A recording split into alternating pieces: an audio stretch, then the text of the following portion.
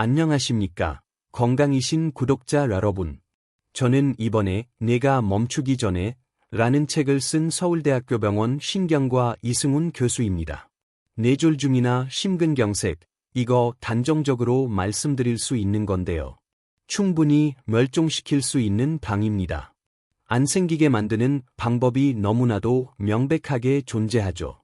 신경과나 신경외과 의사들이 굶어 죽는 한이 있더라도 여러분의 건강을 위해 뇌졸중이 평생 안 생기게 하는 게 가장 바람직한 방법 아니겠습니까? 자, 이 팁이라는 건 뭐냐면 뇌출혈이 정말 무서운 이유, 신경과 전문의의 절박한 경고. 뇌출혈이 훨씬 더 위험합니다. 뇌경색의 사망률이 약 5% 정도인데 뇌출혈은 40%에 달해요. 정말 무섭죠? 왜 이렇게 위험할까요? 우리 몸의 중요한 장기들은 대부분 자체 압력이 굉장히 셉니다. 특히 근육은 거의 돌덩이처럼 단단해서 혈관벽이 터지지 않도록 지지해주는 힘이 강하죠.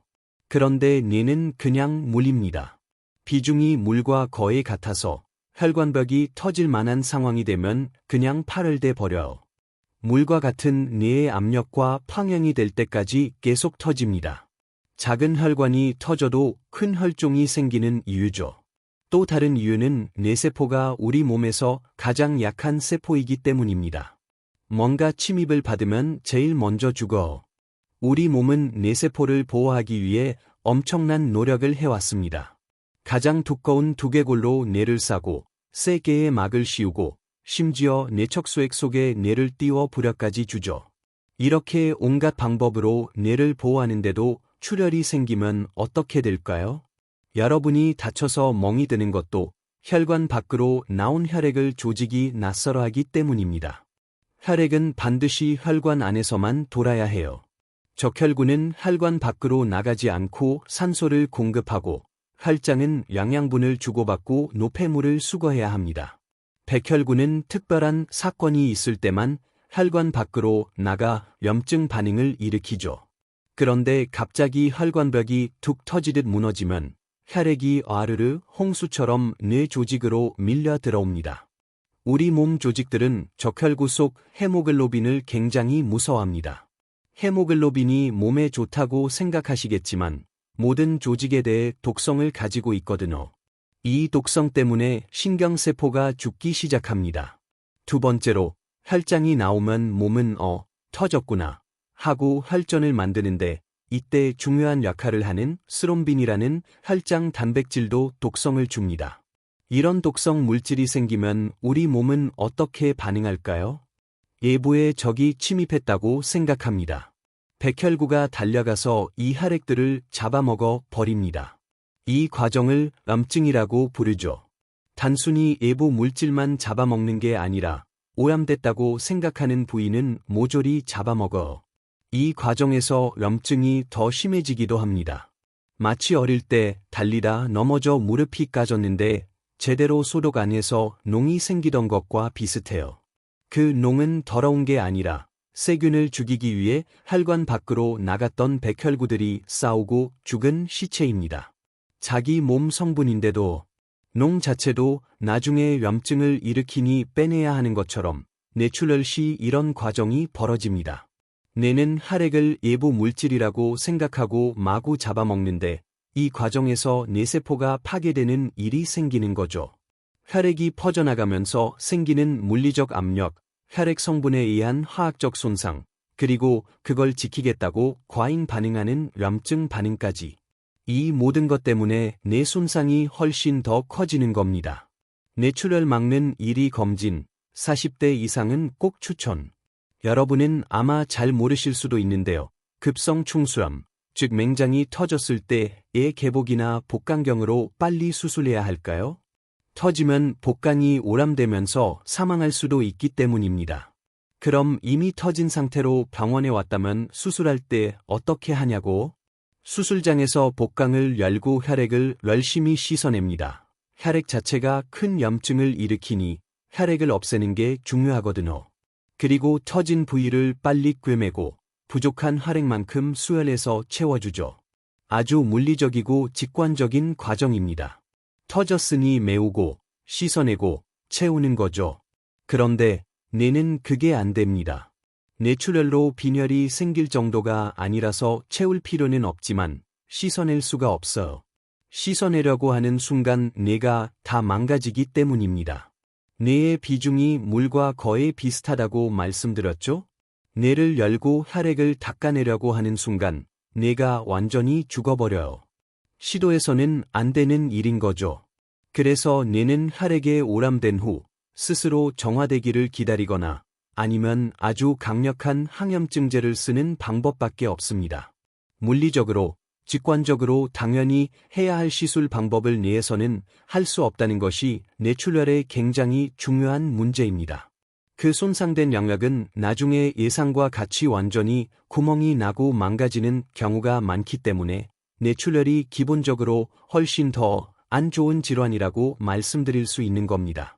뇌출혈은 모두 안타깝지만 특히 가장 안타까운 부분은 사실 이분들이 초기에 진단받았더라면 동맥류를 발견할 수 있었다는 점입니다. 뇌출혈을 크게 두 가지로 나누면 뇌 조직 안에서 작은 혈관이 터지는 뇌 실질 출혈이 있고 뇌 바깥쪽을 돌아다니는 큰 혈관이 터지는 지주막하 출혈이 있습니다. 이 지주막하 출혈은 사망률이 4050%에 달합니다. 꽤 젊은 나이인 4050대에 갑자기 사망할 수 있는 정말 심각한 출혈이죠. 이 지주막하 출혈의 85%는 뇌동맥류가 파열돼서 발생해요. 큰 혈관이 탄력성이 좋아서 풍선처럼 부풀어 오르는 건데 혈관벽은 터지면 안 된다고 생각해서 혈관 세포들이 증식하며 점점 커지게 됩니다. 커질수록 파열될 가능성이 높아지는 거죠. 중요한 건 혈관은 증상을 느끼지 못한다는 겁니다. 몇 센티미터나 되는 동맥류를 CT로 보고 저희도 깜짝 놀라는데 환자분들은 전혀 모르고 살았던 경우가 대부분이거든요. 이런 것들을 미리 알 방법이 있느냐고? 네, 지금의 현대의학 기술로 충분히 미리 발견이 가능합니다. 본인이 40대를 넘었다면 MRA라는 것을 찍어보세요. 보통 MRI라고 하면 뇌 조직 자체를 찍는 건데 MRA는 혈관만 찍는 겁니다. MRA 기술이 굉장히 발전해서 아주 작은 동맥류부터 발견할 수 있어. 만약 터질 우려가 있는 큰 상태로 발견된다면 혈관 조향수를 통해 코일을 넣어 막아버리면 평생 파열될 가능성을 막을 수 있습니다. 조금 비싸더라도 한 번쯤 해보시는 게 낫지 않나 생각합니다. 다른 나라는 정말 너무 비싸서 엄두도 못 내거든요. 이건 한국에서만 할 수 있는 일이에요. 자, 여기서 팁 하나 드릴게요. 보통 대학병원에 오면 제일 좋은 걸 찍는다고 생각해서 비싼 돈 들여서 찍으시는데 이 얘기하면 원장님한테 혼나는 거 아닌가 싶은데 사실 3차 병원이 가장 비싸게 비급여 진료비가 책정되어 있습니다. 이렇게까지 얘기하면 안 될 것 같은데 혼날 것 같네요. 웃음. 만약 뇌에 아주 정밀한 대학병원급 판독이 필요하다면 당연히 대학병원에 가셔야죠. 하지만 비급여 진료로 본인이 정상적인 뇌인지 확인하고 싶다면 주변의 건강검진센터나 MRI 센터에 다 물어보시면 됩니다. 얼마예요? 하고.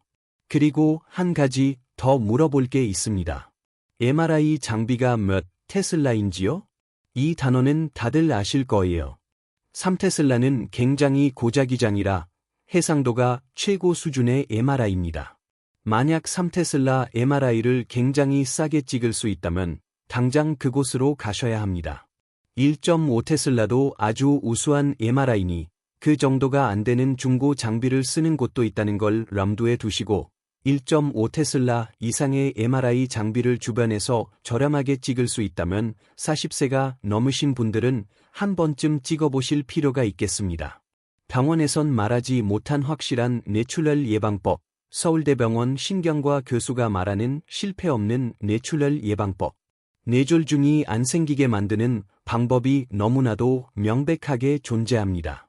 저는 신경외과 의사들이 굶어 죽는 한이 있더라도 여러분의 건강을 위해 뇌졸중이 평생 안 생기게 하는 것이 가장 바람직한 방법이라고 생각합니다. 50대 이후라면 본인의 혈관 건강 단계를 정확히 아셔야 해요. 내가 위험 인자만 가지고 있는지 아니면 이미 동맥경화까지 왔는지 말이죠. 만약 동맥경화까지 왔다면 본인은 뇌졸중 전 단계라고 생각하시고 그때부터 정말 필사적으로 건강 생활을 하셔야 합니다. 동맥경화가 생기는지 아주 간단하게 설명해 드릴게요. 건강한 혈관벽에 상처가 날 수 있는 상황은 여러 가지가 있습니다. 물리적인 상처는 고혈압이 대표적이죠. 혈압이 높아서 혈관벽 틈새가 벌어지는 겁니다. 화학적인 상처는 잘못된 식습관이나 담배 같은 것이 낼 수 있습니다. 몸에 독소 같은 것이 들어오면 혈관에 상처를 입히는 거죠. 이렇게 혈관에 계속 상처가 나는 생활을 유지하고 있다면 온몸 곳곳에서 상처가 계속 생길 겁니다.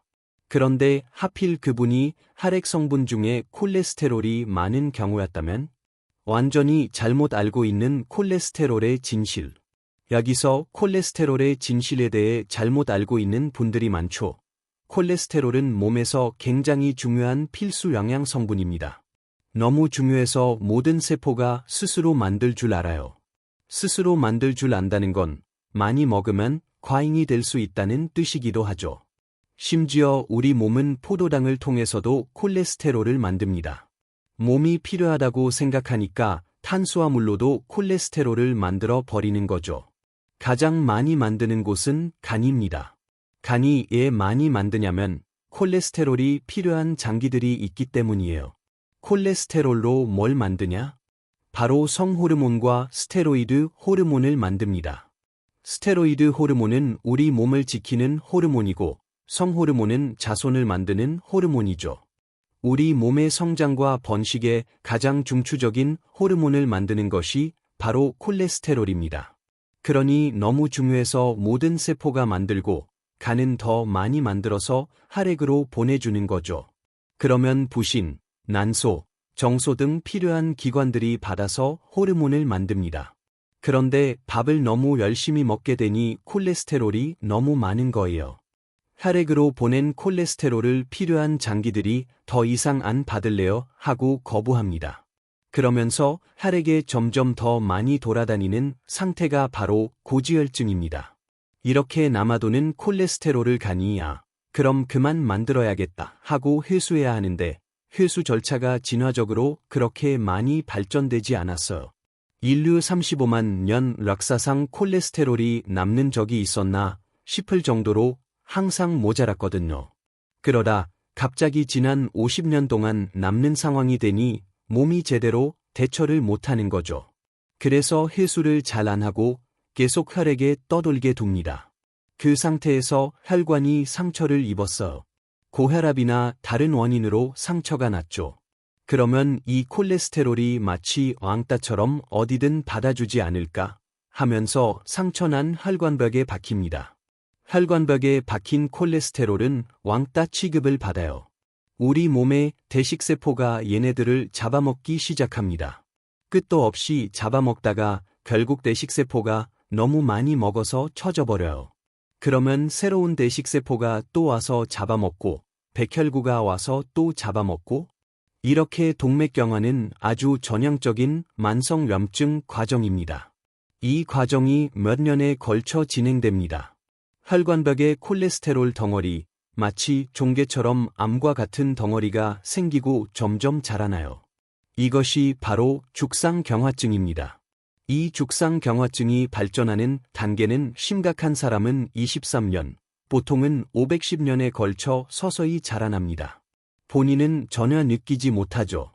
혈관벽을 막을 수 있는 상태가 되어도 별 문제가 없다가 콜레스테롤이 들어있어 흐물흐물한 죽상경화증 덩어리가 혈압 때문에 빵 하고 터질 때가 있어요. 안쪽에서 빵 터지면 지저분한 콜레스테롤 덩어리들이 혈관 밖으로 넘쳐나겠죠. 그러면 혈소판이 이걸 보고 출혈이네 하고 착각해서 혈전을 만들기 시작합니다.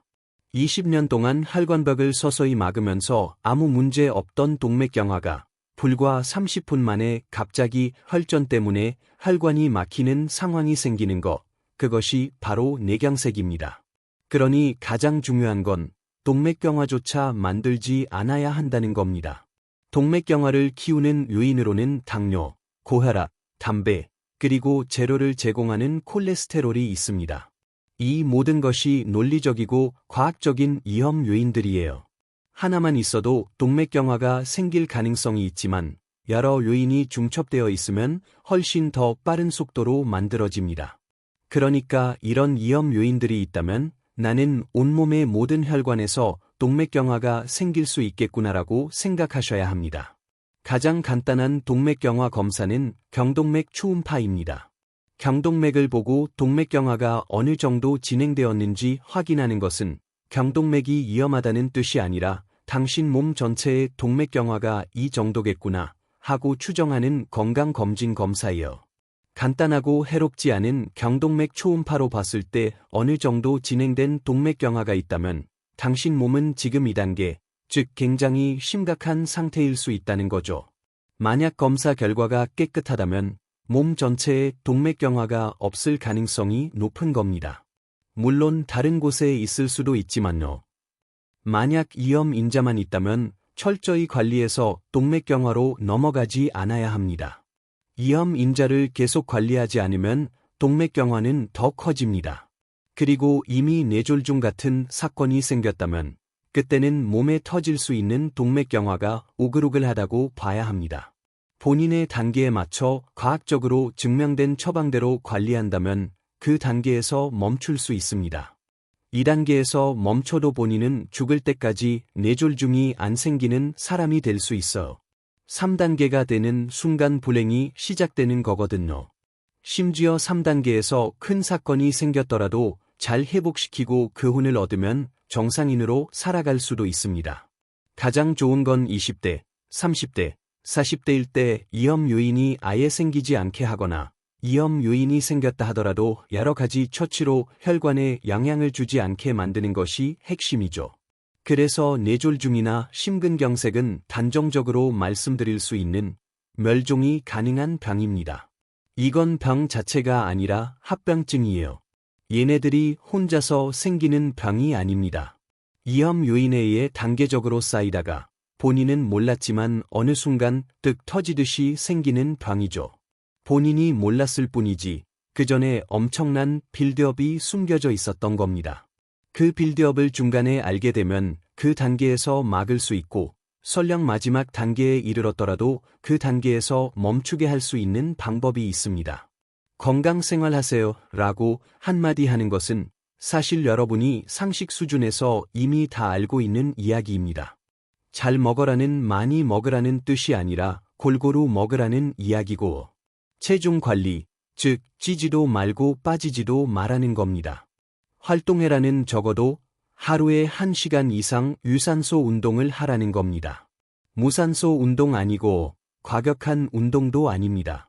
힘들면 나눠서라도 하세요. 본인의 콜레스테롤과 혈당을 1년에 한 번만 재봐라. 만약 문제가 있다면 3개에서 6개월에 한 번씩 재보면서 정상 수치를 유지하는지 확인하고 담배 피면 당장 끊어라. 술은 절주해라. 잘 자라. 혈압은 장난감처럼 사서 평생 아무 때나 너 스스로 관리할 수 있다. 이런 이야기들입니다. 이 혈관 질환은 인류 35만 년 역사상 인류가 그렇게 고생했던 병이 아니에요. 평균 수명이 40에서 50세 정도밖에 안 됐기 때문에 그 이후에 생기는 병이었습니다. 사실 그냥 막 살아도 걸리지 않던 병이었죠. 그런데 평균 수명이 80세를 넘어가면서 혈관이 이대로 살면 건강하지 않은 나이로 넘어가는 시점이 된 겁니다.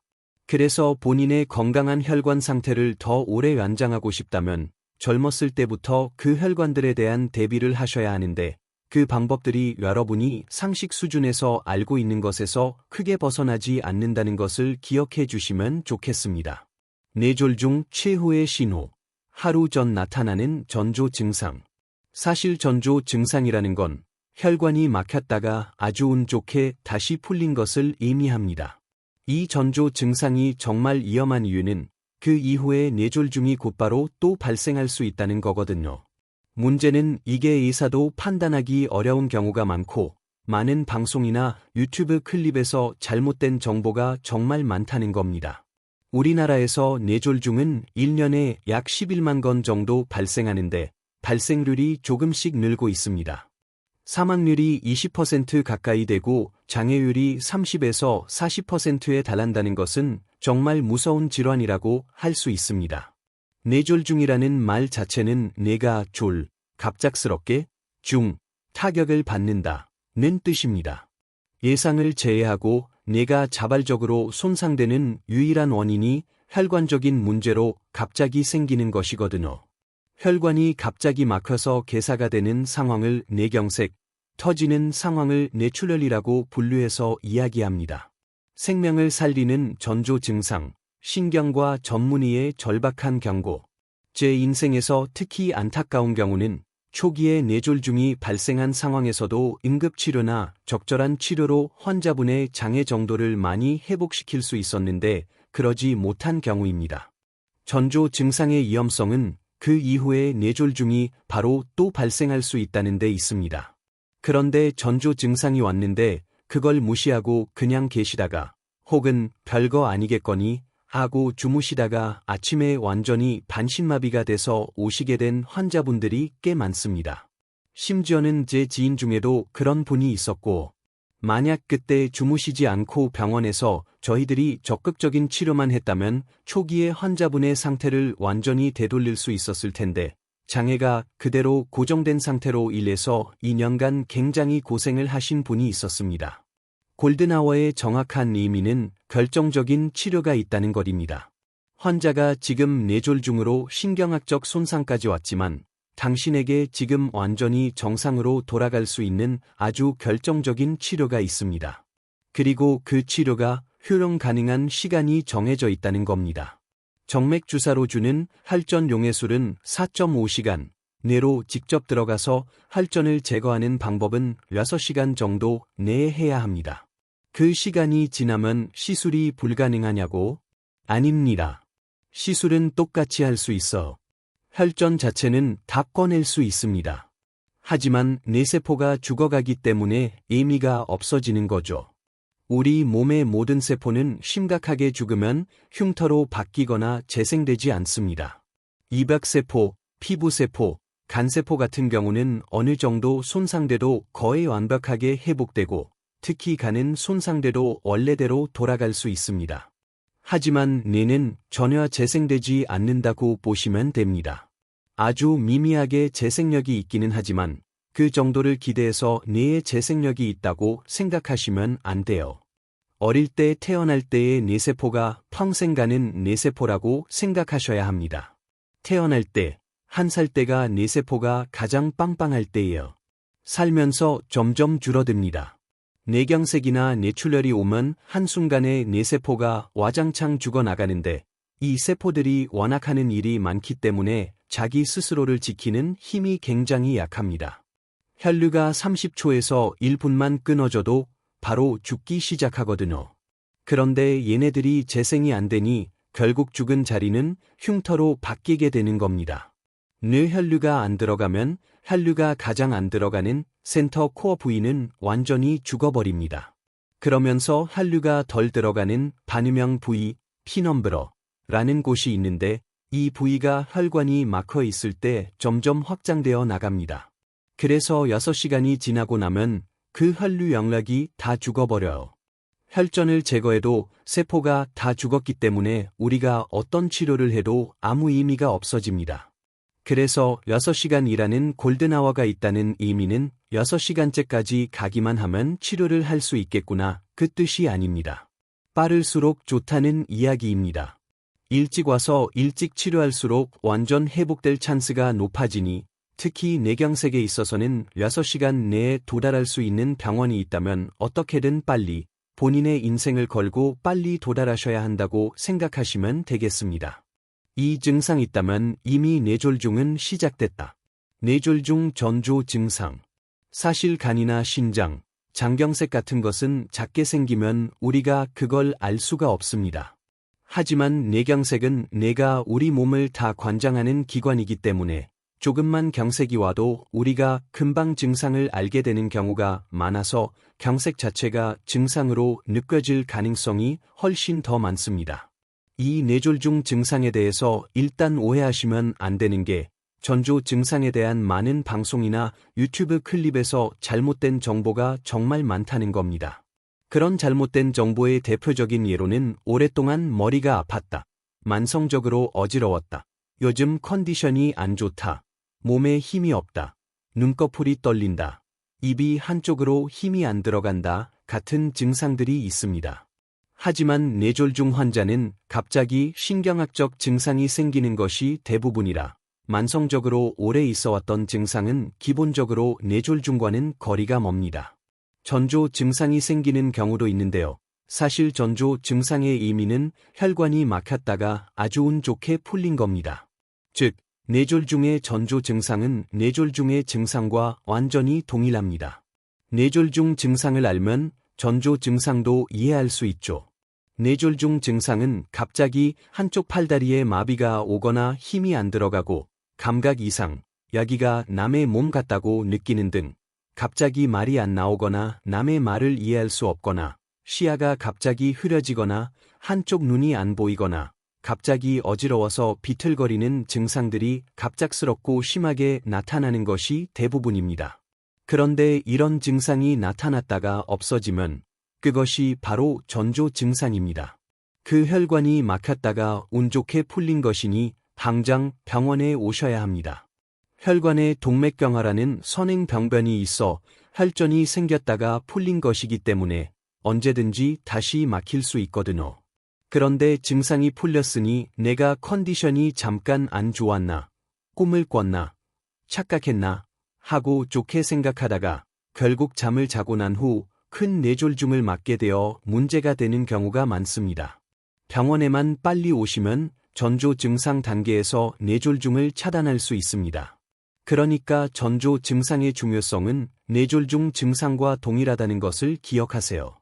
일반적으로 평상시 알고 있는 만성적인 두통이나 어지럼증 증상이 아닙니다. 두통이 머리에서 느끼는 증상이니 뇌혈관에 문제가 있는 신호라고 생각하기 쉽지만 과학적으로 말씀드리자면 뇌는 스스로 통증을 느끼지 못하는 장기입니다. 굉장히 독특하게도 뇌 바깥의 내막이 통증을 느끼거나 뇌혈관 벽들이 느낄 수 있어요. 뇌 자체는 못 느낍니다. 우리가 느끼는 두통의 대다수는 뇌혈관의 운동 기능 이상이거나 내막의 압박 증후군 아니면 근육통입니다. 대부분은 뇌가 아니라 뼈 바깥에 있는 근육통을 두통으로 느끼면서 뇌 안의 통증으로 잘못 오해하는 경우가 많죠. 우리가 느끼는 통증이 어떤 장기를 정확하게 알려주는 것이 아니기 때문에 대부분의 만성적인 두통은 뇌졸중의 전조 증상이 아닙니다. 다만 뇌출혈중 지주막하 출혈의 경우 일부 환자에게 전조 증상이 생길 수 있습니다. 지주막하 출혈은 큰 혈관에 동맥류가 파열될 때 생기는데 사망률이 거의 50%나 되는 심각한 출혈이죠. 그런데도 어떻게 전조 증상이 있을 수 있냐고? 동맥류 파열이 아주 미세하게 시작되는 환자들이 일부 있습니다. 이 파열로 살아남은 분들은 인생에서 느껴보지 못한 두통을 느꼈는데 머리를 도끼로 맞은 줄 알았다고 표현할 정도로 꽝 하고 두통이 생깁니다. 너무 심해서 생기는 순간의식을 잃거나 사망에 이르는 경우도 많죠. 사람이 느낄 수 있는 갑작스러운 병 중 가장 처절하고 참담한 병이라고 할 수 있습니다. 이런 꽝하는 두통을 느꼈다가 풀리는 경우에는 지주막하 출혈의 동맥류 일부 파열을 의심해야 할 수도 있습니다. 하지만 의사도 판단하기 힘든 경우가 많아서 두통 자체를 전조 증상으로 느끼는 경우는 매우 드물거나 진단하기 어렵습니다. 만약 두통을 전조 증상이라고 강조해버리면 예민한 분들의 만성 두통까지 뇌졸중 전조 증상으로 오해하는 경우가 많아질까 봐 제가 두통이 뇌졸중 증상이 아니라고 좀 강하게 말씀드리기도 하는데요. 평상시 CT나 MRI를 찍었는데 동맥류가 있었던 분에 한해서는 이런 심한 두통이 생겼을 때 더 심각하게 생각하실 필요가 있겠습니다. 다른 증상 없이 이명만 들리는 것을 뇌졸중으로 의심하실 필요는 없습니다. 극히 일부의 경우만 해당하고 대부분은 틀린 이야기입니다. 귀에서 소리가 나는 것을 의학적으로 이명이라고 하는데 이명의 원리는 대부분 노인성 난청입니다. 40대가 넘어가면서부터 높은 톤의 소리부터 잘 안 들리기 시작하죠. 그러면 청각세포가 제 역할을 못하니 더 과활성화되어 더 들으려고 노력하다가 이명이 생기는 겁니다. 나이가 들면서 청각세포가 조금 노화되고 있구나 하는 신호로 두두두 하는 소리나 하는 소리가 들릴 수 있어. 안 들리던 소리가 들리니 뇌에 문제가 아니겠냐 생각하시지만 대다수 경우는 노화성 난청의 전조 증상 정도이니 다른 증상 없이 이명만 들리는 것을 뇌졸중으로 의심하실 필요는 없습니다. 다만 갑자기 어지럼증이 생기면서 귀가 안 들리거나 갑작스럽게 이상한 이명이 들리는 경우 일부 뇌졸중 증상일 수 있습니다. 전조 증상을 너무 강조하면 모든 사람이 공포감을 느낄 수 있고 일시적인 컨디션 이상으로 생긴 신경학적 이상을 뇌졸중 증상으로 오인할 수도 있기 때문에 어떤 사람이 전조 증상을 두려워해야 하는가가 더 중요한 부분인 것 같습니다. 양단계의 건강한 사람이 아무런 위험 요인도 없는데 뇌졸중 증상이 생길 가능성은 정말 희박합니다. 30대 이전에는 그럴 가능성이 거의 없다고 봐야죠. 하지만 30대 이후, 특히 40대 이후에 어느 정도 위험 요인이 있다. 고혈압, 당뇨, 고지혈증 중 한 가지라도 있거나 건강에 해로울 정도로 술, 담배를 해왔다. 면 몸에 갑작스럽게 기능 이상이 생겼을 때 뇌졸중을 가장 먼저 의심하고 응급실로 오시는 것이 좋습니다. 뇌졸중은 열애로 오시는 질환이 아닙니다.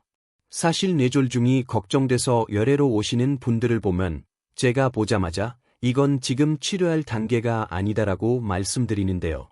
뇌졸중을 치료할 수 있는 시기 자체가 발생 당일에 끝납니다. 환자분의 예후를 그날 다 결정할 수 있어요. 골든아워라고 하는 시간이 대개 6시간 이내이니 환자분이 지금 마비가 온 증상이 확실하다면 지금은 병원을 따져서 갈 때가 아니라 당장 응급치료가 가능한 병원의 응급실로 빨리 가셔야 합니다. 가족을 살리는 최고의 뇌졸중 대처법. 뇌경색이든 뇌출혈이든 환자가 발생했을 때 본인이라면 대처하기 어려울 테고 만약 목격자나 보호자라면 본인의 부모님 등이 갑자기 대답이 없어서 가보니 몸 한쪽을 못 가누고 낑낑대고 계시거나 대화가 전혀 안 되거나 누워서 의식은 있는데 약간 멍한 사람처럼 보이는 상태가 된다면 모두 뇌졸중을 의심하는 것이 좋습니다. 갑작스럽게 생긴 증상이기 때문에. 그런데 그런 상황에서 뭐라도 해줘야겠다는 생각에 갑자기 바늘로 손을 따거나 우황청심원 같은 것을 찾아 입에 먹이거나 팔다리를 마구 주무르는 행동을 많이 하십니다. 팔다리를 정말 많이 주무르시는데요. 제가 말씀드린 이 3가지 행동은 아무런 도움이 되지 않습니다. 오히려 해가 될 수도 있어. 뇌졸중이 생긴 환자분의 현재 상황은 뇌세포가 죽은 것이지 팔다리가 죽은 게 아닙니다. 그리고 뇌세포 손상 때문에 구음 장애나 삼킴 장애가 생길 수도 있어요. 그래서 환자분이 침 같은 것을 기도로 흡인할 수 있습니다. 환자분에게 뭘 먹이는 행동은 식도로 들어가는 것이 아니라 기도로 들어가는 것을 유발할 수도 있습니다. 우황청심원을 제대로 삼키지 못하고 기도로 들어가면 흡인성 폐렴이라는 합병증을 유발시킬 수 있죠. 손가락을 따는 행위도 마찬가지입니다. 손발이 망가진 게 아니라 뇌가 망가져서 손발을 못 움직이는 상태거든요. 키를 내는 것이 아무런 도움도 안 되고 감염 우려만 있습니다. 팔다리를 주무르는 것도 마찬가지입니다. 팔다리에 혈액이 안 도는 게 아니라 뇌에 혈액이 안 도는 겁니다. 그러니까 이런 행동들은 과학적 근거가 전혀 없고 도움이 되지 않습니다. 굳이 도움이 되는 일을 해야겠다면 첫 번째로 바로 119에 전화하셔야 합니다. 서울 기준으로 119가 집에 도달하는 평균 시간이 5.4분입니다. 과거에는 부모님과 대면대면 살다가 부모님이 쓰러지시면 그날 최대한의 효도를 하겠다고 자가령을 몰고 와서 어머님을 모시고 가는 경우가 있었는데 모두 오히려 방해가 되는 행동들입니다. 119에 전화하는 것이 가장 먼저 할 일이고 두 번째로는 환자가 토할 것 같은 행동을 보이면 고개만 살짝 돌려놓고 가만히 기다리시면 됩니다. 그거 외에는 아무것도 하지 않으시는 게 좋아요. 어떤 행동도 해가 될 수 있으니까요. 기본적인 구급 처치는 구급대원들이 다 알고 있으니 그들에게 맡기는 것이 좋습니다. 뇌졸 중에도 심폐소생술이 필요할까? 다만 한 가지, 요즘 심폐소생술의 중요성이 많이 부각되고 있죠. 뇌졸 중에도 심폐소생술이 필요할까요? 심폐소생술을 해야 하는 상황은 환자가 멀쩡하다가 갑자기 가슴을 부라잡고 쓰러지거나 의식을 잃는 경우입니다. 독특하게도 심장이 문제가 되면 심장이 아프다고 하고 가만히 있을 것 같고 뇌졸중이 생기면 의식이 없을 것 같잖아요? 이게 거꾸로예요. 심장이 멈추면 의식이 없어지고 뇌졸중 환자는 대부분 의식이 있습니다. 심장이 멈추면 갑자기 안 뛰기 때문에 뇌로 혈류가 전혀 가지 않아 뇌 전체가 기능을 하지 않으면서 환자가 급작스럽게 의식을 잃는 거죠. 그러니까 환자가 멀쩡했는데 갑자기 의식을 잃었다면 숨 쉬는 것과 무관하게 심폐소생술을 해야 합니다. 이건 한 번으로 해야 할 일입니다. 반대로 환자가 의식은 분명히 있는데 뭔가 이상하다면 뇌졸중을 의심하는 것이 맞습니다. 그때는 심폐소생술을 하는 것보다 일단 119에 전화하는 것이 좋습니다. 심폐소생술의 교육 과정도 많이 변해왔는데요.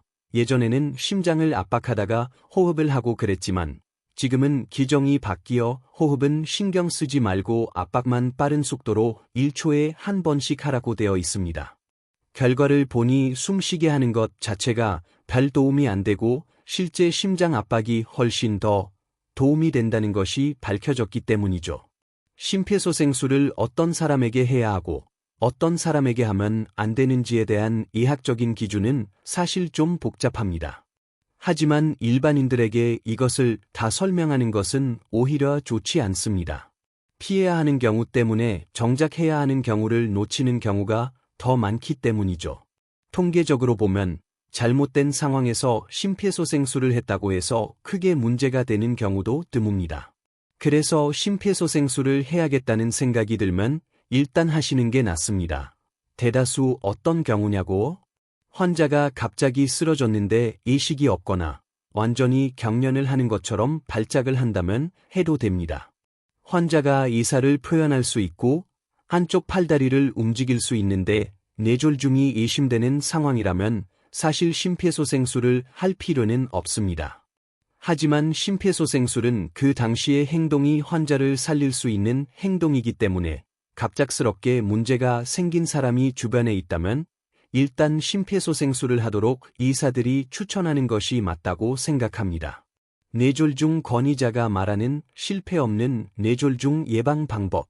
뇌졸중이 발생하기까지는 생각보다 많은 산과 강을 건너는 상황들이 있습니다. 아주 건강하고 멀쩡했던 사람이 밤중에 홍두깨처럼 갑자기 맞는 병이 아니라는 점을 꼭 말씀드리고 싶습니다. 제가 쓴 책에서도 설명드리지만 뇌혈관 질환을 단계별로 나눌 수 있습니다.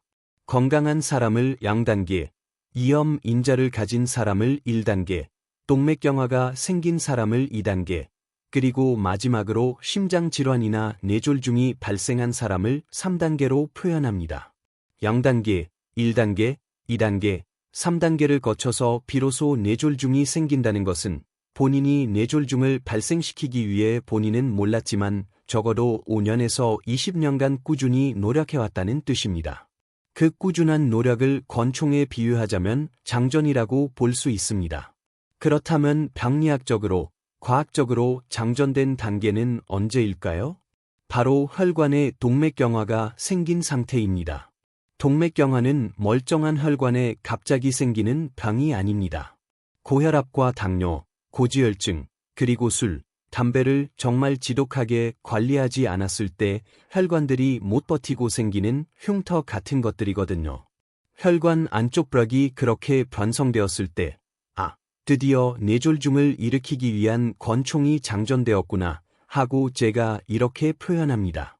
장전된 상태에서 방아쇠를 당겨야만 발사가 되는 것이니 방아쇠만 당기지 않으면 되겠네요? 네, 맞습니다. 동맥경화가 있다 하더라도 평생 동맥경화 상태로 끝날 수도 있어요.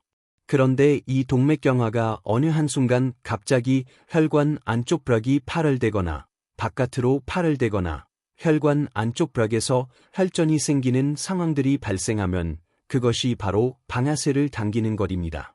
이 방아쇠를 당기는 상황은 어느 날 갑자기 예고 없이 생길 수도 있지만 본인이 스스로 전조가 되는 상황을 만드는 경우가 많습니다. 이미 결정적으로 안 좋은 동맥경화 상태에서 최근 들어 오랫동안 과로를 했다거나 잠을 잘 못 잤다거나 일을 너무 힘들게 했다거나 평소 안 하던 운동을 갑작스럽고 심하게 했다거나 최근 부모님 상을 당해 감정적으로 너무 슬프고 힘들어서 한두 달 동안 격동적인 생활을 해왔다거나 그런 분들이 딱 고비일 때 안 좋았던 동맥경화가 파열되거나 혈전이 생기는 일이 생길 수 있습니다. 그것이 바로 방아쇠를 당기는 거죠. 인생을 살면서 많은 일들이 생길 수 있기 때문에 방아쇠를 당기지 말라고 단정할 수는 없습니다. 가장 중요한 건 본인이 장전이 되었는지 아는 것입니다. 평상시에 본인이 그런 위험 요인을 가지고 있었는지, 그래서 장전될 만한 상황인지, 아니면 관리를 안 해서 이미 장전을 해버렸는지, 그것을 본인이 아는 것이 굉장히 중요하다고 말씀드릴 수 있겠습니다. 병원에서 혈압 재지 말고 집에서 이렇게 재세요.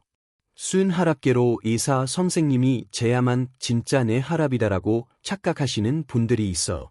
의사 선생님 앞에서 혈압을 재면 긴장감 때문에 혈압이 10에서 20 mmHg 올라가는 경우가 대부분입니다. 병원에서 혈압 재지 말고 집에서 이렇게 재세요. 사실 고혈압은 병원에서 진단하는 것이 아니라 집에서 본인이 팔뚝혈압계로 진단하는 겁니다. 아, 내가 머리가 아픈데 혈압을 재봐야지. 그때는 재는 게 아닙니다. 그때는 재지 마세요. 그럼 집에서 언제 재야 할까요? 사실 혈압은 의사 입장에서도 굉장히 어려운 문제입니다. 나쁜 의사라면 환자에게 고혈압약을 처방하고 싶을 때 쉽게 고혈압 진단을 내릴 수 있어요. 환자가 병원에 오는 순간 대부분 평상시 혈압보다 10에서 15 mmHg 정도 올라가거든요. 그래서 병원에서 재는 혈압은 의사 입장에서는 참고만 해야 합니다. 그 혈압이 환자의 실제 혈압이라고 단정할 수 없죠. 물론 아주 많이 올라갔다면 그걸로 환자의 혈압 상태를 봐야겠지만요. 환자에게 가장 정확한 혈압은 24시간 동안 혈압을 감시하는 검사, ABPM입니다. 이 장치를 채우고 하루 동안 활동하면 자동으로 혈압이 기록되고 하루 중 고혈압이 몇 %였는지 등을 알 수 있어요. 하지만 이 검사가 저렴하긴 해도 모든 사람이 할 수는 없으니 평상시에 할 수 있는 가장 좋은 방법은 집에서 본인이 혈압을 재는 것입니다. 혈액의 압력을 물로 환산하면 거의 10m에 달합니다. 만약 혈압계를 물로 만든다면 10m짜리를 만들어야 하겠죠? 불가능합니다. 그래서 액체이면서도 무거워 압력을 적당히 반영하는 것이 없을까 하다가 찾은 것이 바로 순이었어요. 그래서 순으로 혈압계를 만들었고 순이 14cm 올라가는 압력을 140 mmHg, 밀리미터 순주라고 했던 거죠. 그런데 이걸 하다 보니 순 혈압계로 의사 선생님이 재야만 진짜 내 혈압이다라고 착각하시는 분들이 생기는 겁니다. 의사 선생님 앞에서 재는 긴장감 때문에 혈압이 10에서 20 mmHg 올라간다고 말씀드렸죠. 게다가 의사가 청진기로 재는 방식은 아주 정확한 방법이 아니라 여러 이유로 오차가 생길 수 있어요. 이제는 순 혈압계보다 더 정확하거나 거의 동등한 수준의 전자 혈압계들이 많이 나와 있습니다. 그러니 여러분이 혈압을 잴 때는 순 혈압계는 찾지 마십시오. 만약 있더라도 오히려 덜 정확하게 재겠네라고 생각하셔야 합니다. 고혈압은 병원에 와서 진단하는 것이 아니라 스스로 진단하는 것이고 현재로서는 팔뚝혈압계가 가장 정확합니다. 팔뚝혈압계로 집에서 재세요. 그럼 집에서 언제 재야 할까요? 혈압은 하루 중에도 변동이 있습니다. 오전이 높은 편이에요. 아침에 일어나 활동할 때 혈압이 높고 이외로 활동하다가 오후에는 떨어집니다. 그래서 오후에만 재면 본인의 고혈압을 놓칠 가능성이 높습니다. 그러니 오전에 재는 것이 좋습니다. 하지만 오전에 너무 바쁘고 활동하다가 재면 활동 때문에 올라간 혈압을 고혈압으로 착각할 수도 있겠죠? 그래서 오전 중에 한 10분 정도 편안하게 있을 수 있는 상태일 때 재세요. 고혈압의 기준은 안정시 혈압, 레스팅 블러드 프레셔입니다. 아프지도 않고 불편한 데도 없고 힘들지 않은 상황에서 재는 혈압이 140, 90 mmHg를 넘어갈 때 고혈압이라고 합니다. 아, 내가 머리가 아픈데 혈압을 재봐야겠다. 그때는 재는 게 아니고 그때는 안 재는 겁니다. 아무 증상이 없을 때 집에서 한 10분 정도 쉬니까 괜찮네 하고 편안한 상태에서 가지고 있는 혈압계를 꺼내 버튼을 누르고 가만히 계세요. 혈압을 재겠죠? 그럼 그 값을 지우세요. 한 번 더 누르십시오. 두 번째 잰 혈압을 본인의 혈압이라고 생각하십시오. 이걸 매일 장난감처럼 꾸준히 하시면 누구보다 본인이 가장 정확한 혈압을 알게 될 겁니다. 팔뚝 혈압계를 그렇게 활용하세요. 팔뚝 혈압계는 비싼 것을 살 필요 없이 5만 원 수준에 이미 인증받은 혈압계들이 많이 있으니 6만 원 넘어가는 것은 사지 마시고 인터넷에서 저렴한 혈압계를 사서 집에서 진단하시기 바랍니다.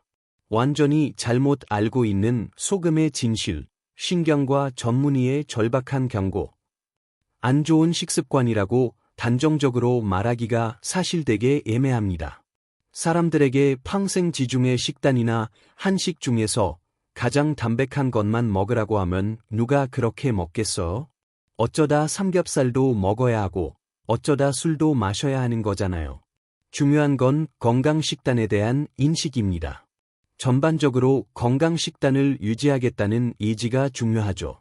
가장 기본적으로 많이 물어보시는 것이 뭘 먹어야 하고 뭘 먹지 말아야 할까요? 인데요. 많은 유튜브 클립이나 책에서 짜게 먹는 것은 고혈압과 관계가 없다고 하는 내용들이 있습니다. 제가 어디선가 이 얘기를 한 적이 있는데 또 관계가 없다는 식으로 결론이 난 것처럼 보라서 좀 애매합니다만 짜게 먹으면 혈압이 올라갑니다. 다만 혈압이 올라가는 이유를 잘 몰랐기 때문에 오해가 생겼어요. 예전에는 삼투압 때문에 나트륨이 물을 끌어당겨 혈장량이 늘어나니 혈압이 올라간다고 비과학적인 이야기를 했지만 사실 소금을 많이 먹어도 우리 몸은 전해질 균형을 이루기 위해 소금을 배출합니다. 실제 혈액을 재보면 나트륨, 소디움, 농도는 아주 일정하게 유지돼요. 정상인에서는 짜게 먹더라도 농도가 1도 올라가기 어렵습니다. 혈장량이 늘어나서 혈압이 올라가는 것이 아니고 많은 분석을 통해 밝혀진 바에 따르면 짜게 먹거나 여러 자극적인 것을 섭취하면 교감신경계가 항진됩니다. 교감신경계는 우리가 투쟁도피 반응, fight or flight이라고 해서 호랑이를 보거나 불이 났다고 생각했을 때 여러분의 반응과 같습니다. 내가 죽을지도 모른다, 도망가야 한다는 생각에 없던 힘이 생기죠. 그때 혈압은 200 mmHg를 넘을 것이고 심장 박동수도 150회 이상으로 급격하게 올라갈 겁니다. 짠 음식, 매운 음식 같은 자극적인 음식을 먹으면 몸에서는 싸우자는 건가 하고 생각하게 됩니다. 그래서 교감신경계가 항진되면서 혈압이 약간 올라가죠. 그런데 이것을 계속하게 되면 교감신경계가 오랫동안 항진된 상태가 됩니다. 이것이 기능적 고혈압으로 가는 길이에요. 살이 찌고 짜게 계속 먹는다면 이런 기능적 고혈압 상태가 오래 지속되겠죠? 그러다 보면 결국 혈관이 변성되면서 고혈압으로 넘어가게 됩니다. 그러니까 짜게 먹으면 고혈압이 된다는 것은 한 번 먹었을 때는 몸의 균형을 맞출 수 있어 문제가 안 되지만 지속적으로 짜게 먹으면 교감신경계 항진으로 기능적 고혈압 상태에 들어가고 그런 생활을 유지하면 결국 기질적 고혈압으로 이어질 가능성이 높다는 이야기입니다. 이것은 짠 음식뿐만 아니라 단 음식, 매운 음식, 뜨거운 음식 등 모든 자극적인 음식에 해당합니다. 내가 자극적인 음식을 먹을 때 혈압에 부담이 되는구나라고 생각하실 필요가 있습니다. 그런데 이것보다 더 안 좋은 것이 비만입니다. 가만히 생각해 보세요. 비만은 당연히 혈압을 올립니다. 심장 근육이 동일한 사이즈일 때 여러분이 비만이 되면 더 많은 살의 혈액을 공급해야 하죠. 심장 입장에서는 더 많은 혈액을 짜내야 하는데 혈액량 자체가 그렇게 많이 늘어나지 않거든요. 물론 심근벽이 두꺼워지기도 하지만 몸이 살찌는 속도를 따라가지 못합니다. 그럼 결국 심장은 더 빨리 뛰고 더 높은 혈압을 유지해야 더 많은 혈액을 순환시킬 수 있게 되는 거죠. 살이 찌게 되면 기본적으로 혈압과 맥박수는 올라가게 되어 있습니다.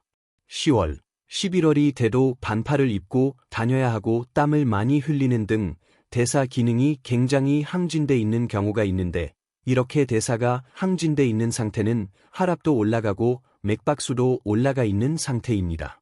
이런 상태는 기본적으로 심장의 수명을 갉아먹게 됩니다. 우리가 평생 뛸 수 있는 심박수는 정해져 있다고 할 정도죠. 신생아는 굉장히 빨리 뛰고 나이가 들면서 점점 줄어듭니다. 살이 쪄서 혈압이 많이 올라가고 맥박수가 올라가는 것은 기본적으로 대사 기능이 과도하게 항진되면서 본인의 수명을 갉아먹는 상황을 만들 수 있다는 겁니다. 오랫동안 잘못된 식습관으로 결국 비만이 오고 대사증후군이라고 하는 높은 콜레스테롤, 고지혈증 상태였다면 훨씬 더 빠른 속도로 혈관벽이 동맥경화 쪽으로 진행됩니다. 가장 빠른 속도로 혈압을 조절할 수 있는 방법은 본인이 비만이라면 살을 빼셔야 합니다. 적어도 50대 이전, 40대 이전 분들 중 비만 때문에 혈압이 높으신 분들에게는 약보다 당장 살을 빼면 고혈압과 당뇨가 없어진다고 말씀드릴 수 있습니다. 하지만 이미 뇌졸중 환자가 되신 분들에게는 약간 다른 문제가 됩니다. 극단적인 식이요법을 할 수 있는 분도 있지만 대부분 건강 상태가 많이 안 좋아지고 위험 요인도 많아지기 때문에 60대, 70대가 넘어간 분들에게는 이미 적용할 수 없는 부분이거든요. 약물이 조절할 수 있는 혈압이나 당뇨 수치가 훨씬 더 강력하기 때문에 일단 약물로 어느 정도 조절을 하고 환자분들께는 살이 찌지 않을 정도의 운동과 골고루 먹을 수 있는 식단, 그리고 너무 자극적인 음식은 먹지 말라고 이야기하게 됩니다. 아스피린, 꼭 이런 사람만 드세요. 아스피린은 원래 바이엘이라는 제약회사가 과거에 한방 회사였는데 버드나무 껍질에서 추출해서 만든 약물이었습니다. 그러니까 사실 그 당시에는 천연물 신약이었던 거죠. 그때는 다 천연물이었으니까요. 우리가 아는 많은 약물들이 천연물에서 왔는데 아스피린을 개발해서 환자들에게 먹여보니 멍도 들고 출혈도 생기는 거예요. 왜 이런 현상이 생길까? 연구하다 보니 이걸 먹었더니 혈전이 좀 덜 생기는 것 같아. 뇌졸중이나 심근경색도 예방되는 것 같아라는 경험적인 학습을 하게 됩니다. 나중에 약리학이 발전하면서 이 약 성분이 혈소판의 기능을 떨어뜨린다는 것을 알게 되었죠. 그래서 아스피린은 항혈전제입니다. 혈전 용해제가 아니에요. 항혈전제를 먹으면 피가 묽어진다고 잘못 알고 계시는 분들이 많은데 피를 묽게 하는 것이 아닙니다. 우리 몸의 혈액 속에는 적혈구, 백혈구, 혈소판 세 가지 세포가 있습니다.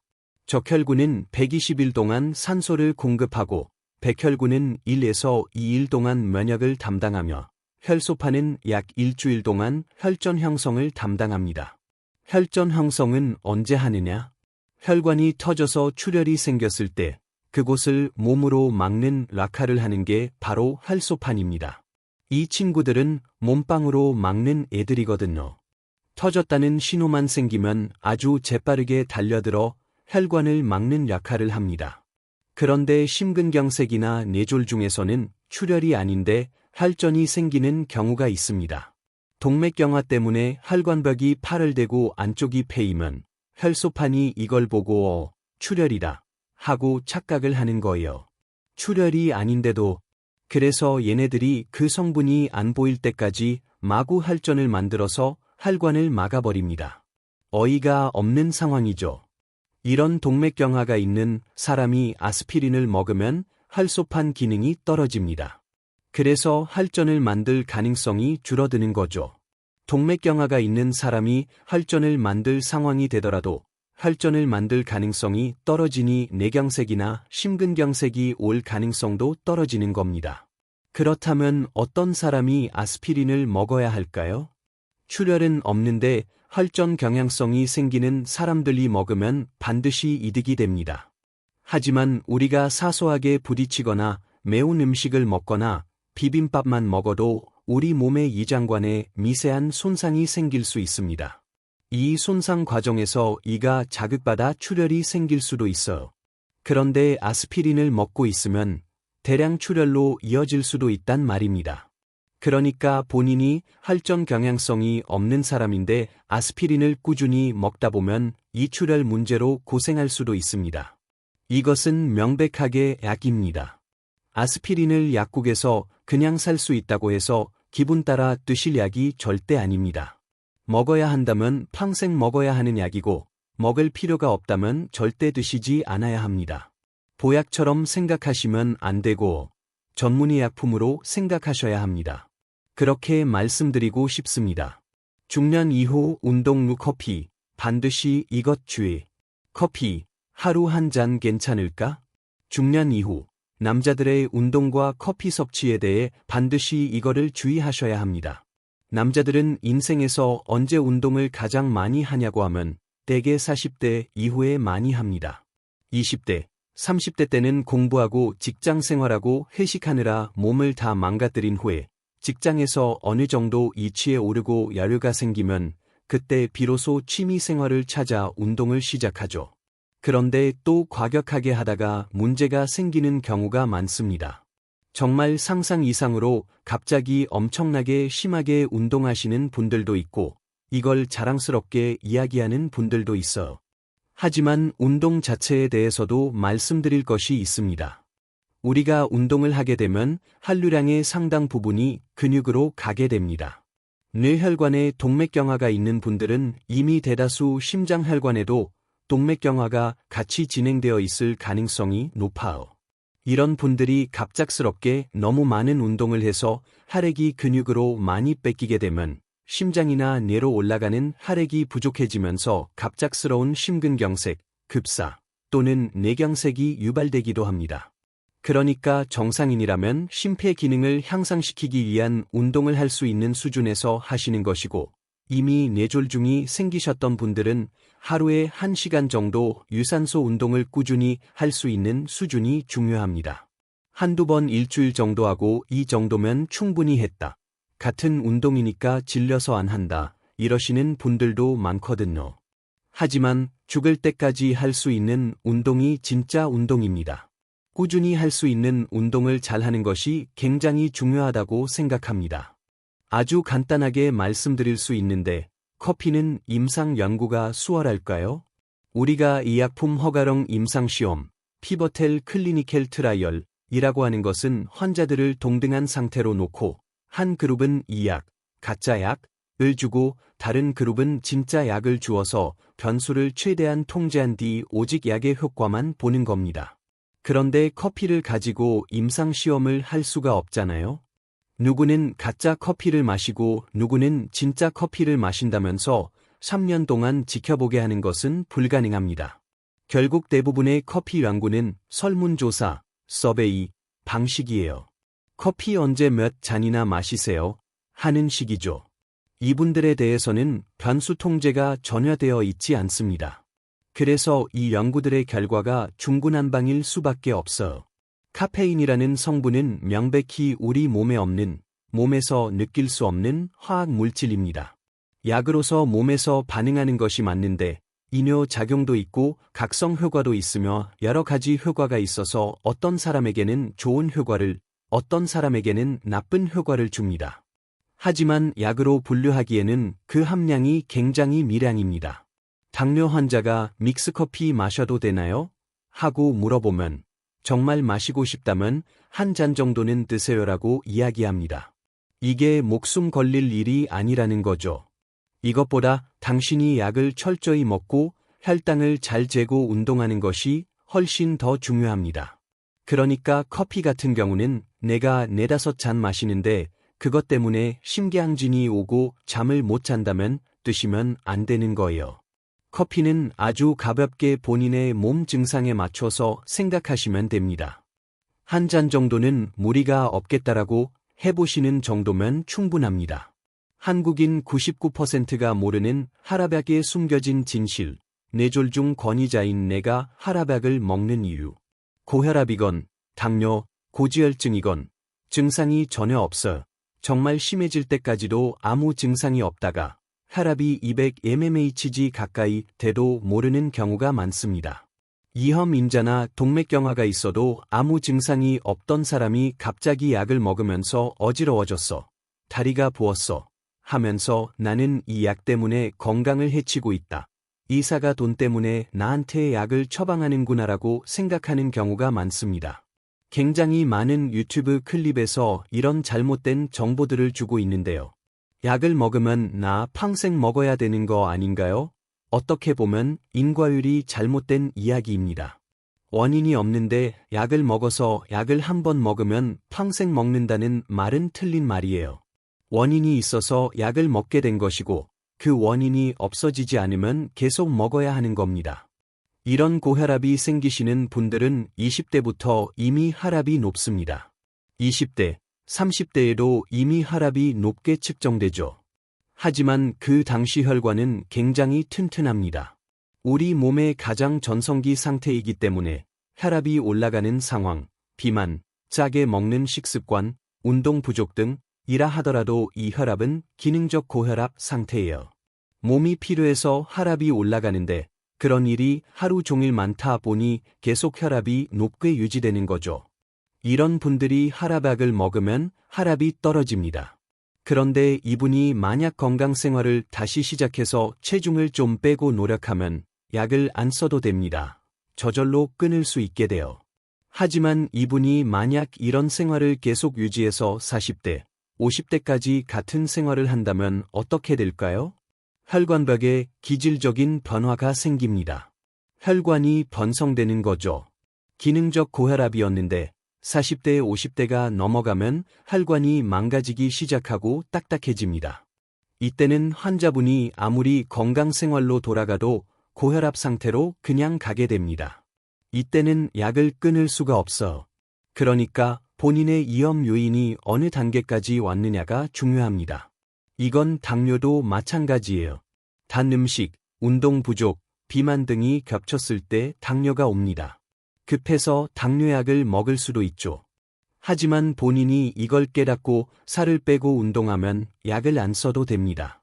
하지만 이 단계를 넘어가서 췌장에서 인슐린 분비가 떨어지거나 각 세포에서 인슐린 저항성이 많이 생기게 되면 아무리 건강 생활을 해도 되돌릴 수 없는 경우가 많아져요. 그래서 그 단계에서는 약을 시작해도 끊을 수가 없습니다. 너무 건강을 신경 쓰지 않다가 이미 기질적인 고혈압이나 기질적인 당뇨 상태에서 병원을 오시는 거예요. 그래서 환자분은 건강 생활을 했는데도 안 돼서 약을 먹었다고 생각하시지만 약을 먹으면 나 평생 먹어야 되는 거 아닌가요? 라는 질문에 대한 답은 당신이 지금 평생 약을 먹어야 할 단계로 들어왔습니다라는 뜻입니다. 인과율이 잘못되었다는 이야기죠. 원인이 계속 지속되다가 지금은 약을 먹을 수밖에 없는 상태가 되었다는 것이지 원인이 가락적이어서 잠깐 썼다가 끊을 수 있는 상태가 아니라는 겁니다. 그러니까 50대가 될 때까지 본인이 고혈압과 당뇨를 방치해서 굉장히 안 좋은 상태로 갔다면 평생 약을 먹게 될 가능성이 높습니다. 하지만 30대, 40대의 고혈압이나 당뇨를 발견했고 건강생활로 내가 지금 돌아갈 수 있지 않겠냐 라고 생각하신다면 돌아갈 가능성이 매우 높습니다. 제가 고혈압약을 먹게 된 이유를 말씀드릴게요.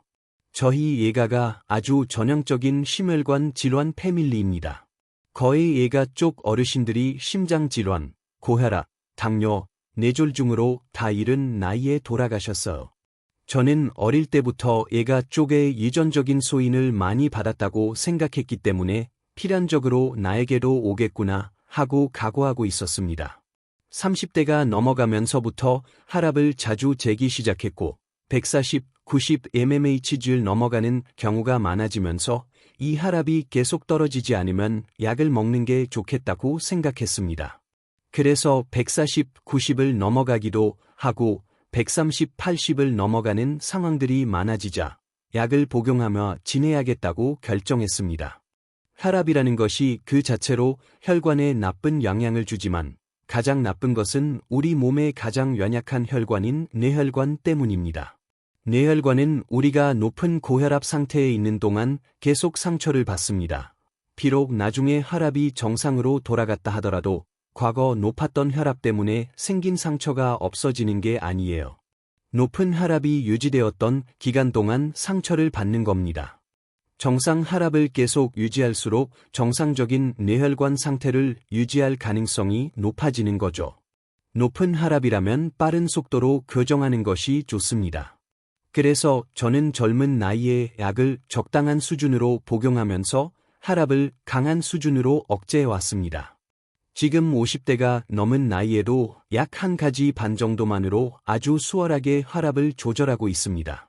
처음에는 기능적으로 높은 혈압 상태였고, 그때는 혈관 탄력성이 좋으니 혈압이 높아도 혈관에 상처가 잘 안 생기죠. 하지만 40대가 넘어가면서부터 기질적으로 혈관이 딱딱해지기 시작하면 아무리 쉬어도 혈압이 올라가는 상황이 됩니다. 이걸 치료를 늦게 하면 할수록 혈관이 딱딱해지는 경화성 변화가 점점 더 심해져요. 즉, 늦게 치료할수록 혈압약이 점점 더 많아지는 겁니다. 저처럼 이른 시기에 치료하면 혈압약으로 아주 간편하게 끝낼 수 있습니다. 이건 당뇨도 마찬가지예요. 고혈압과 당뇨를 초기에, 이른 시기에 잘 조절하는 것이 오히려 평생 적은 약으로 고혈압과 당뇨가 없는 상태를 유지할 수 있는 비결이 됩니다. 의사의 경고. 영양제에 속지 마세요. 약에 대한 반감이 왜 생기냐면요. 영양제라고 하는 것들은 사실 약효가 검증되었냐고 물으신다면 약효가 있을 수도 있지만 테스트한 적이 없다가 더 정확합니다. 영양제는 기본적으로 임상시험을 거의 하지 않습니다. 왜냐하면 영양제 성분은 우리가 음식에서 흔히 먹을 수 있는 성분들이거든요. 일부 정상인들에게 비타민 A, D, C 등이 결핍될지도 몰라 하는 생각에 음식물의 일부 성분을 농축한 겁니다. 건강한 사람들은 영양제를 먹어도 됩니다. 마치 본인이 살 수 있는 사치품 같은 거죠. 가방이 필요하면 명품 가방을 사는 건 본인의 선택이잖아요. 건강을 더 챙기고 싶어서 영양제를 먹는다고 하면 드셔도 됩니다. 대부분의 경우 돈만 아깝지만요. 그런데 약이라는 건 뭐냐? 세상에 없던 새로운 화학 물질을 만든 겁니다. 경험해보지 못한, 때로는 황당할 정도로 확실한 의학적 효과를 위해 만들어진 것이죠. 영양제는 우리가 평소에 음식을 통해 많이 먹어오던 것을 혹시 부족할까 봐 농축해서 주는 거예요. 약은 다른 신약에 비해 저렴하고 이미 오래전에 허가된 것이 많아서 수천억을 들여 임상시험을 할 필요가 없습니다. 음식물의 일부 성분이다 보니 안전해서 그냥 시중에 많이 풀려 있죠. 이렇게 많이 풀려 있다 보니 장사꾼들이 많이 취급하게 됩니다. 그럼 장사꾼들은 이걸 어떻게 팔아야 할까요? 선전을 해야 합니다. 그러다 보니 이 영양분 성분을 과장 광고하거나 허용된 범위 내에서 굉장한 효과가 있는 것처럼 이야기할 수밖에 없게 됩니다. 반대로 우리가 보험 적용을 받는 치료 약물들은 한국 기준으로는 선전할 수가 없습니다. 여러분이 제가 쓰는 약들을 방송 광고로 본 적이 없잖아요? 미국은 이런 보험 약품들도 다 광고를 합니다. 일반인들도 저는 어떤 스타틴을 먹고 싶습니다. 같은 이야기를 의사들에게 할 수 있어요. 다 광고에서 봤기 때문이죠. 그런데 우리는 광고를 하지 않습니다. 환자들이 접할 수가 없죠. 오히려 접하는 건 전통 약물이나 영양제 광고뿐입니다. 그러다 보니 이 영양제가 정말 좋다는데 하는 생각이나 자기 근처 약국에서 이거 하나 드시라고 권해서 들은 약을 굉장히 중요한 약이라고 착각해서 오시는 경우가 많습니다. 이런 약들은 너무 쉽게 구할 수 있어서 굉장히 쉽게 생각하는 경향이 있어 오히려 비싸고 불필요하며 연구도 제대로 안 된 영양제를 더 신경 쓰는 경우가 많습니다. 사실 우리나라는 과거부터 보약에 대한 선망이나 믿음이 강했는데 전 세계적으로도 보약에 대한 믿음은 다 있죠. 그런데 그런 욕구가 지금 영양제로 다 넘어간 겁니다. 그러다 보니 부모님을 위해 외국 여행 갔다 오면 뭐라도 사와야지 하고 생각하는데 실제로 그 영양제에 대한 임상 연구는 몇십 원짜리 아스피린 약물의 임상 시험과 비교할 수 없을 정도로 아무것도 되어 있지 않습니다. 의사 입장에서 이것을 좋다고 말하는 것 자체가 기본적으로 말이 안 됩니다. 영양제는 원래 음식물에 있는 성분을 고농축해서 주는 것이니 몸 입장에서는 이분이 좀 과식하셨나 하고 생각하고 많이 들어왔으면 배설해 버리면 됩니다. 어쩌다 부족할 때 들어왔다면 반갑네 정도죠. 좀 힘들었는데 갑자기 영양제를 줬네 하며 기분 좋을 수는 있습니다. 하지만 결정적인 효과는 아닙니다. 신경과 전문의의 절박한 경고. 반면 약물이라는 것은 세포가 죽을지도 모르는 또는 결정적으로 지금 결핍되어 있거나 당장 무엇을 해야 하는 상황에서 원래 존재하지 않던 화학 물질을 만들어서 갑작스럽게 강제적인 변화를 주는 겁니다. 그래서 모든 약물은 부작용이 있어 모든 약이 부작용을 가지고 있습니다. 약을 먹게 되면 몸에 어떤 변화가 생기기 마련이죠.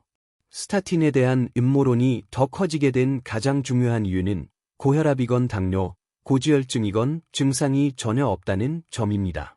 정말 심해질 때까지도 아무 증상이 없어요. 당뇨 같은 경우 갈증이나 소변량이 많아지는 증상이 조금 생길 수 있지만 대부분은 증상이 없습니다. 고지혈증은 진짜 아무 증상이 없어. 콜레스테롤이 높다는 것이 마치 몸에 기름기가 엄청 많아서 끔찍하다고 생각하지만 20대, 30대에도 모릅니다. 치료 기준으로 70mg DL 이하까지 떨어뜨려야 하는 경우도 많은데 전혀 느끼지 못해요. 혈압이 200mmHg 가까이 돼도 모르는 경우가 허다합니다. 그런데 본인이 머리가 아프면 혈압 재보고 140 이내, 아내 혈압 때문에 머리가 아파 하시는데 이건 거꾸로 얘기하시는 거예요. 머리가 아파서 혈압이 올라가는 겁니다. 고혈압과 당뇨, 고지혈증은 본인의 자각 증상으로 알 방법이 없다고 생각하셔야 합니다. 내가 평상시에 머리가 아프거나 어지럽거나 컨디션이 안 좋으면 고혈압, 당뇨, 고지혈증이 있는 거야라고 생각하는 건 절대 연관되지 않습니다. 아무것도 연관되지 않아요.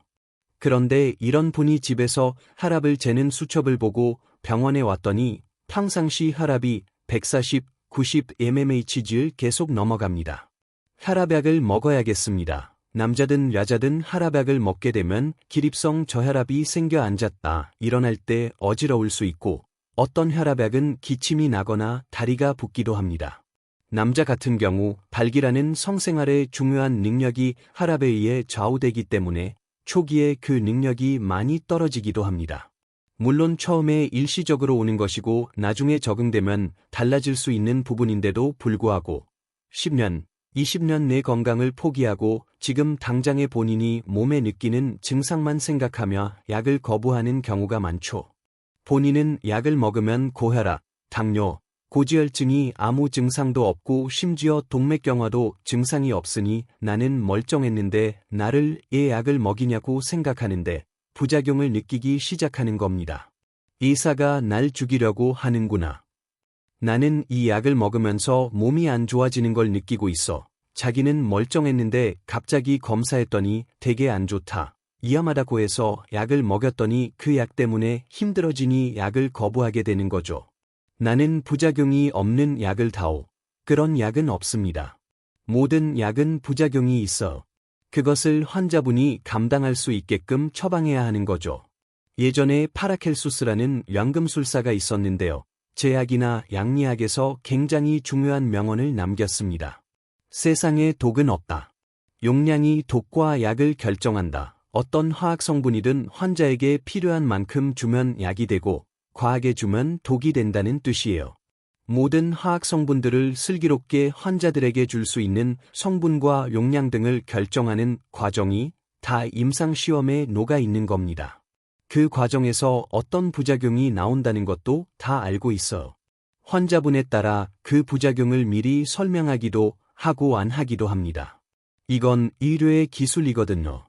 환자분들에게 설명하면 그 때문에 약을 못 먹는 분들도 있어서 나중에 와서 이런 게 불편하다고 하면 그게 부작용입니다라고 서로 담담하게 이야기해야 합니다. 의사가 나를 죽이려고 해서 약을 줬다는 것이 아니라 환자분을 생각해서 일부러 미리 얘기를 안 한 걸 수도 있고 반드시 각오하고 드셔라 했을 수도 있습니다. 꼭 먹어야 하는 약은 진짜 목숨 걸고 드셔야 합니다. 거기에는 수만 명, 수십만 명, 수백만 명의 데이터가 환자분의 수명과 나중 상황을 다 증명하고 있는 거예요. 그래서 치료제로 보험 적용된 약물에 대해서는 굉장히 중요하게 생각하셔야 하고 이 부작용을 내가 감당하면서 이 약의 좋은 점을 얻어야 한다는 생각을 하셔야 합니다. 약간 괴로워하면서 그 약을 먹으면 고혈압, 당뇨, 고지혈증이 없는 것처럼 살 수 있게 만들어 놓은 것이죠. 실제로 나중에 10년, 20년 뒤에 내가 치매 걸리지 않겠구나, 뇌졸중 걸리지 않겠구나, 급사하지 않겠구나 하는 것을 기대하고 먹는다면 지금의 약간 불편함을 적응하면서 오히려 즐겁게 먹을 수도 있습니다. 반면 영양제는 기본적으로 음식에서도 먹는 것이기 때문에 기본적으로 아무 부작용이 없어요. 그래서 오히려 본인 컨디션에 따라 오늘 내가 컨디션이 좋다고 하면 영양제 때문에 좋다고 착각하면서 이 영양제를 계속 먹어야겠다고 스스로 긍정적인 피드백을 주는 경우가 있는데 그게 과학적인 태도가 아닙니다. 꼭 필요한 약은 잘 드시면서 지내야 한다고 생각합니다. 제약사 음모론의 실체. 용기 내서 말합니다. 대부분의 임상시험은 1990년대 후반부터 2000년대에 걸쳐 진행되었고 과학적으로 효과가 있는지 판단하기 시작했습니다. 그 과정에서 기재기관이 제약회사에 주는 인센티브는 신약을 허가받기까지 최소 수백억에서 수천억, 조 단위까지 투자한 비용을 회수할 수 있도록 하는 것이죠. 제약회사는 전혀 소득이 없는 상태로 투자해왔기 때문에 허가를 받은 다음에는 허가받은 범위 내에서 최선을 다해 장사를 하게 됩니다. 의사 입장에서는 환자와 제약회사 사이에서 중재자로서 최첨단 의학 지식을 완전히 숙지한 상태에서 줘야 할 약과 안 줘야 할 약, 적당히 줘야 할 약을 잘 결정해야 합니다. 하지만 일부 몰지각한 의사들이나 잘못된 리베이트, 로비 등 여러 가지 요인 때문에 약물이 남용되거나 과용되는 것은 전 세계적인 문제이기도 합니다. 특히 우리나라가 이런 문제에 가장 취약합니다. 왜냐하면 서유럽권은 기본적으로 의료보험이 잘 되어 있어 환자가 병원에 갔을 때 돈을 내지 않습니다. 물론 진료 대기가 길다는 단점은 있죠. 미국 같은 경우는 사보험 위주라서 평소보험료를 얼마나 많이 내느냐에 따라 결정되지만 일단 사보험을 들고 있다면 병원에 갔을 때 대부분의 돈을 내지 않습니다. 물론 치료에 따라 추가 비용이 드는 경우도 있지만요. 기본적으로 환자가 뇌졸중 같은 결정적인 병으로 병원에 왔다면 서유럽이나 미국에서는 돈을 내지 않고 치료받고 나옵니다. 그러면 의사는 자기가 줄 수 있는 범위 내에서 확실한 처방을 하겠죠. 그런데 우리나라는 기본적으로 할인 보험입니다. 병원에 가면 본인 부담금을 내야 합니다. 행위별 수가제라서 의사가 여러 행위를 할수록 더 많은 돈을 벌게 되죠. 의사가 환자에게 약을 더 많이 주거나 여러 행위를 할수록 의사가 이익을 얻게 되는 그런 허점들이 있습니다. 물론 이것도 장점은 있습니다. 행위별 수가제지만 우리나라 수가가 워낙 낮아서 다 모아봤자 미국 등의 사례와 비교할 바도 안 되거든요. 미국이나 서유럽은 환자에게 돈을 직접 받는 것이 아니기 때문에 어떤 치료를 하든 의사가 소신껏 치료를 하면 됩니다. 그런데 우리나라는 환자에게 어떤 치료를 하는 것이 본인에게 더 이득이 갈 수 있는 상황도 생길 수 있고 그러다 보니 이런 문제에 더 취약하게 됩니다. 자라니 제약회사의 로비 등을 받아 약을 더 처방하는 상황이 생긴다고 부정할 수는 없습니다. 그리고 2000년대에 임상시험을 통해 증거를 가진 약들이 마구 쏟아져 나오면서 의사 입장에서는 오히려 당당하게 그 약을 쓸 수 있는 상황이 되기도 했습니다. 다만 그 약을 먹어야 하는 사람이 그 약을 처방받는 것은 전혀 문제가 되지 않습니다. 하지만 환자는 무조건 약을 먹어야 한다거나 뇌졸중이 굉장히 위험한 사람은 동맥경화가 심한 사람은 무조건 먹어야 한다고 하기엔 증거가 애매한 환자들도 있습니다. 위험 요인만 가지고 있는 사람들에게는 어느 정도 적극적으로 개입할 것이냐의 문제입니다. 이런 환자들은 사실 정상인으로 돌아갈 수 있게 건강 생활을 유도하고 약을 적게 쓰는 것이 중요한 방법인데 열의 진료가 3분씩 박리담회로 진행되다 보니 60에서 70명 되는 환자들에게 일일이 자세히 설명할 수가 없고 환자들 입장에서도 약을 받고 가는 것을 원하기도 하다 보니 편리하게 약이 자꾸 처방되는 경우가 있습니다. 약이 점점 과다하게 처방되면서 그 약을 먹고 아까 말씀드린 부작용을 느끼기 시작하는 거죠. 부작용이 없는 약을 다 먹어야 한다는 것은 잘못된 생각이라는 겁니다. 모든 약은 부작용이 있어. 이험인자나 동맥경화가 있어도 아무 증상이 없던 사람이 갑자기 약을 먹으면서 내 몸이 안 좋아졌어, 어지러워졌어, 다리가 부었어, 기침이 나 같은 증상이 생기면 나는 이 약을 먹어서 건강을 해치고 있다. 의사가 돈 때문에 날 약을 처방하는구나라는 생각에 사로잡히게 되고 우리나라처럼 소셜 커뮤니티나 음모론, 찌라시, 유튜브 클립 하나가 나오면 다 오염되기 때문에 그런 것 때문에 굉장히 심각하게 오염된 약물이 대표적으로 스타틴이 되겠습니다. 스타틴 같은 경우도 지금 굉장히 많은 유튜브 클립에서 잘못된 정보들을 주고 있는 경우가 많은데요. 특히 스타틴을 먹지 말라는 주장도 있죠. 하지만 제가 얘기하는 것은 모든 사람이 스타틴을 먹으라는 것이 아닙니다. 스타틴은 굉장한 약입니다. 부작용도 물론 있어. 하지만 이 약을 먹어야 하는 사람은 목숨 걸고 먹어야 합니다. 안 그러면 자기 수명이 깎이고 반드시 심근경색이나 뇌졸중이 오게 돼요.